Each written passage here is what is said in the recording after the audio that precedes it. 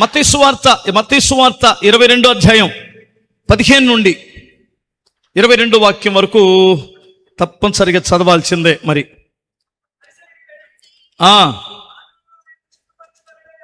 మాటలలో ఆయనను సిగ్గుపరచవలెనని ఆలోచన చేయుచు, బోధకుడా నువ్వు సత్యవంతుడివై ఉండి, చూడండి ఇలా మాటలు చూడండి, దుర్మార్గులపు మాటలు, నీవు మాటలలోనేమో చిక్కులు పెట్టవలెనని ఆలోచన చేయొచ్చు. ఇక్కడ ఏమంటున్నాడు? పైకి ఏమంటాడు? బోధకుడా నీవు సత్యవంతుడివై ఉండి దేవుని మార్గమును సత్యముగా బోధించుచున్నావనియు, నీవు ఎవరిని లక్ష్య పెట్టవనియు మోమాటము లేనివాడవనియు మేము నీకేమి తోచుచున్నది? కైసరునికి పన్నిచ్చుట న్యాయమా కాదా? మాతో చెప్పమని అడుగుటకు హేరోదీయులతో తమ శిష్యువులను ఆయన యొద్దకు పంపిరి. ఈ పరిసయ్యులే హేరోదీయులను యేసయ్య దగ్గరికి వీళ్ళు లౌక్యంగా మాట్లాడగలరు. ఎవరో హేరోదీయులు లౌక్యముగా లోపల ద్వేషం పెట్టుకొని, లోపల కుళ్ళు పెట్టుకొని, పైకి లౌక్యంగా మాట్లాడగలిగిన హేరోదీయులు. ఈ హేరోదీయులు ఎవరంటే జాగ్రత్తగా వినాలి. రాజకీయ వర్గాలలో ఇదొక వర్గం. వీరు ఎవరి పక్షాన ఉంటారంటే హెరోదు పక్షాన ఉంటారు. వారి ఆశ ఏమిటంటే రోమా సామ్రాజ్యము పతనమై మా హెరోదు సమస్తమునకు రాజై స్వతంత్ర రాజు అయితే అంతకంటే మాకేముందని ఒక రాజకీయ వర్గం అన్నమాట. ఇది రాజకీయం చేసే వర్గం హెరోదీలు. వీరు దేనికి సాదృశ్యం అంటే లౌక్యం. ఇప్పుడు చూడండి, ఆయనను మాటలలో చిక్కులు పెట్టవలెనని, రాజు దగ్గర ఇరికించాలని, రాజు చేత అతనిని తప్పుడోడని చూపించాలని లౌక్యంగా పైకొచ్చి ఏమంటారంటే లోపలేమో ద్వేషం, పైకేమో లౌక్యం. బోధకుడా నువ్వు సత్యవంతుడువని, నువ్వు న్యాయవంతుడువని, మోమాటము లేని మంచివాడివని మేము బాగా ఎరుగుదాం. అయినా నిన్ను ఒక ప్రశ్న అడుగుతున్నావు. ఏమిటంటే హెరోదుకు పన్నిచ్చుట న్యాయమా కాదా? హెరోదేనా? కైసరునికి పన్నిచ్చుట న్యాయమా కాదా అని అడిగాడు. వారి కఠినత్వాన్ని చూసి ప్రభు లోపల, ఆయనంటే మనలాంటోడు కాదు, ఆయన హృదయపు మనుషుల యొక్క ఆంతర్యమును ఎరిగినవాడు కాబట్టి ఆయనను బాధపడి ఎందుకు ఇలా తయారయ్యారని, మీ దగ్గర ఏమన్నా కాయిన్ ఉందా అని అడిగాడు. నా దగ్గర ఉందని ₹1 బిళ్ళ తీశాడు. తీసి చూసి దీని రాత, దీని పై రూపం ఎవరిది అని చెప్పాడు. ఇది కైసరునిది. పిచ్చోళ్ళారా, కైసరునికి ఇవ్వండి, దేవునికి ఇవ్వండి. ఎంతమందికి అర్థమైంది? ఇక్కడ ఒక సెకండ్ ఆగండి. మీ దగ్గర కూడా ఈ పులుసుని పిండోళ్ళు వస్తారు. పైకేమో అసలు నువ్వెంత మంచిదానివో, చర్చిలో అసలు నువ్వెంత మంచిదానివి అంటే, అక్క నాకు తెలుసు కదా, నేను చూస్తున్నాను కదా 6 నెలల నుండి, అసలు నువ్వెంత మంచిదానివో, ఎంత బుద్ధిమంతురాలో చూస్తున్నాను. మొన్న నీ మీద ఆ అక్క ఇలా అన్నది, ఆమెను గురించి నువ్వేమనుకుంటున్నావు? అదే నా గురించి అలా అందా? పనికి మన దాని బతుకు నాకు తెలీదా? దాని జీవితం నాకు తెలీదా? దాన్ని మన ఫోన్లు మాట్లాడుతుంటే నేను చూశాను కదే అంటది. పిచ్చిది. చాలు లెక్క మ్యాటర్ దొరికిందని వెళ్ళిద్ది. అర్థమవుతుందా? ఫస్ట్ ఏమో ఆమెను రెచ్చగొట్టినట్లు, అసలు నీ పక్షాన నేనున్నానన్నట్లు, అసలు నీవు అభిమానిని అన్నట్లు మాట్లాడింది. లోపలేమో దరిద్రం, పైకేమో మనిషిలో ఏమి మర్మం ఉందో గుంజడానికి మాట్లాడింది. అసలు నువ్వు కాబట్టి చేస్తున్నావు అమ్మాయి, మీ అత్త ముందు కోపరం, అసలు నువ్వు ఎంత మంచిదానివో అసలు అమ్మ అని. అవునా ఆంటీ, మన అమ్మ వాళ్ళ దగ్గర కూడా వెళ్ళనే లేదా ఆంటీ, మా అన్న ఇట్లా ఆంటీ, అసలు మా అత్త చచ్చిపోతే మా ఇంటికి తగం దరిద్రం పోయింది ఆంటీ. అవునులే తల్లి, ఎవరు అయితే నా బిడ్డ లాంటి దానివని అడిగానులే అమ్మ, ఏమనుకోమాక, నాకు మ్యాటర్ దొరికింది ఇక నువ్వు ఆగలే, నేను ఇల్లు వస్తానని అత్త దగ్గరికి వెళ్ళిద్ది. అర్థం కాలేదా? అని నీ కోడల్లో ఇంత విషయం ఉందే, నేను మొన్న కక్కిచ్చానే ఇలా అన్నదే, ఇంకా 4 కలిపిద్ది.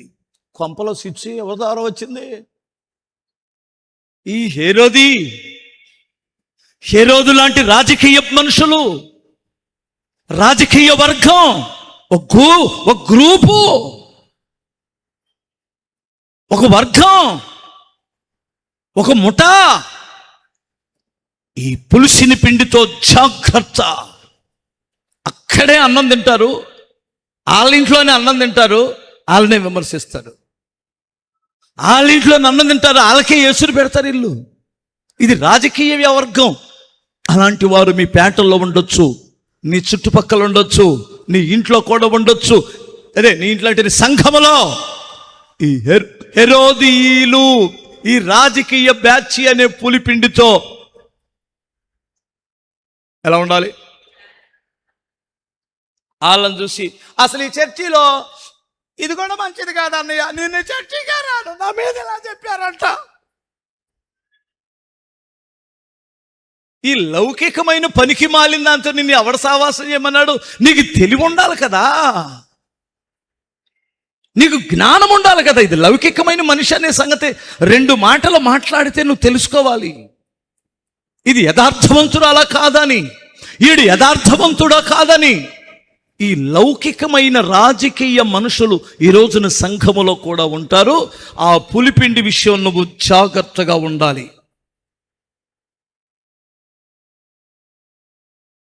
కోపం వచ్చిన వాళ్ళు గట్టిగా స్తోత్రం చెప్పండి. ఎవరికి వచ్చింది? నువ్వు హెరోదీల మీద కాదు కదా. హల్లెలూయా. అన్నయ్య, నేనెందుకు ఈ విషయాలు చెబుతున్నానంటే తల్లి, వేషధారులను గురించి నువ్వు మోసపోయి దేవునికి దూరం అవుతామేమో అని బాధతో, భయంతో. ఇంకొకళ్ళు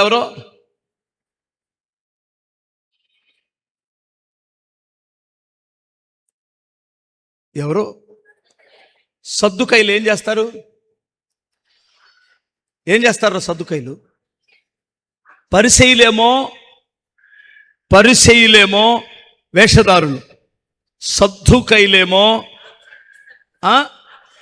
ఆక్షేపించేవారు. వీరు లౌక్యము కలిగి ద్వేషించేవారు. ఆక్షేపణ ప్రతిదానికి వంక పెట్టే బ్యాచ్ ఒకటి. భోజనానికి వంక పెడతారు, చీరలకు వంక పెడతారు, కూర్చోవడం వంక పెడతారు, నిలబడడం వంక పెడతారు, అన్నిటికి వంకలే. వాక్యానికి వంక పెడతారు. ఈ వంక పెట్టే బ్యాచ్ ఒకటి ఉంది. ఈ చెత్త బ్యాచ్తో మీరు పట్టించుకొని పాడవద్దు. 3వ బ్యాచ్ ఏంటి? లౌకికంగా ప్రవర్తించి మనలో ఉన్న బయటికి లాగి ఇతరుల దగ్గర చెప్పేయడం. చాలా జాగ్రత్త. వాళ్ళని బట్టి నేను ఆ చర్చికి వెళ్ళకూడదు, నేను పులిపిండి ముద్దంతయు చెడిపోయింది. నువ్వు వేరే ఒక బాక్సులో ఉన్నావు, స్తోత్రం చెప్పాలి. ఆ బాక్సులోకి నిన్ను ఎవడు వెళ్ళమన్నాడు? పులిసిపోతావు. అందుకని ఇది ఒక హాస్పిటల్ లాంటిది. చర్చి ఎలాంటిది చెప్పండి? హాస్పిటల్ లాంటిది. ఈ హాస్పిటల్కి రకరకాలైన వ్యాధిగ్రస్తులు వస్తారు. ఎవరికి వ్యాధికి సంబంధించిన ఆ మెడిసిన్ వారికి దొరికిద్ది ఇక్కడ. అందుకని కరోనా వచ్చినోడు పక్కన నేను ఎవడు కూర్చోమన్నాడు? ఏంటి అలా చూస్తున్నారు? కరోనా వచ్చినోడి దగ్గరికి వెళ్ళాలంటే ముందు ఏం చేయాలి? మూతికి మాస్క్ పెట్టుకోవాలి. అంటే మర్యాదగా నోరు మూసుకొని ఉండాలి. నోరు తెరిచావో కరోనా లోపలికి వెళ్ళిపోయింది.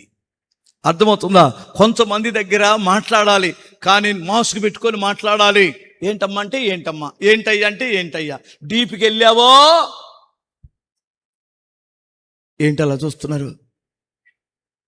డీపులకి వెళ్ళి ఈ డబ్బులు వాళ్ళకి ఇచ్చుకొని వాళ్ళ డబ్బులు మీరు పుచ్చుకొని, అక్క ఒక 2 లక్షలు సర్దుకుంటే మరలా నేను నెలలో ఇచ్చేస్తాను అక్కయ్య, నాకు రావాల్సినవి ఉన్నాయి ఆల్రెడీ 5 ఉన్నాయిలే, నువ్వు 2 ఇస్తే చాలు, నీకు కావాలంటే 2 రూపాయలు వడ్డీ ఇస్తాను, 2 రూపాయలు వడ్డీ ఒకవేళ ఒప్పుకోకపోతే నేను 5కైనా వెళ్తా, 5 అయినా ఇస్తా, ఎందుకంటే ఎగ్గొట్టే కదా,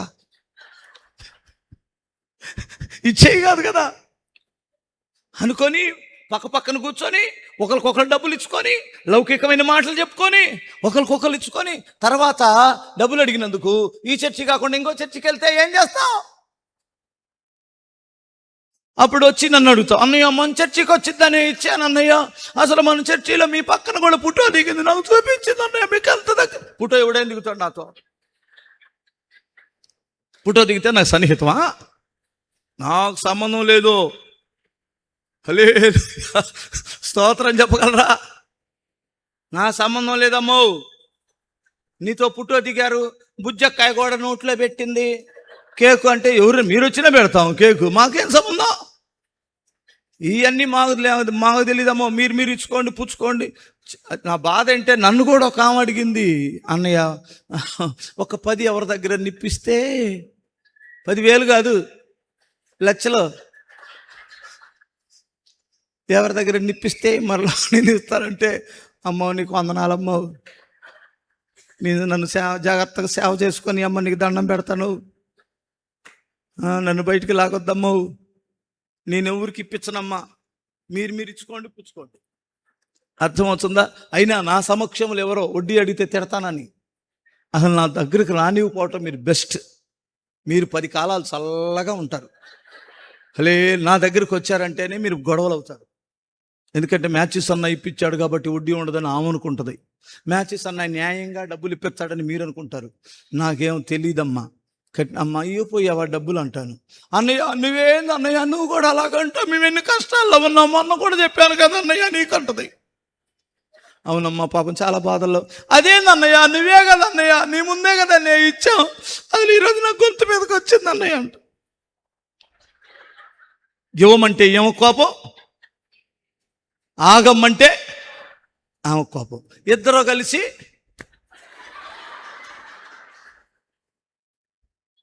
అందుకని మీరు నన్ను అడగొద్దు, మీరు తిప్పలు పడండి, ఒకరికొకరు ఆపదలు ఉంటే ఆదుకోండి, కానీ ఇచ్చిన వారిని అన్యాయం చేయకండి. ఆపదలు ఆదుకున్న వారిని దయచేసి చేతులు జోడించి చెప్తున్నానమ్మా. ఆపదలు ఎవరైనా ఇస్తే ఈరోజు కాకపోతే రేపైనా తల తాకట్లో పెట్టి వారు అప్పు చెల్లించండి. తల్లి ఓకే.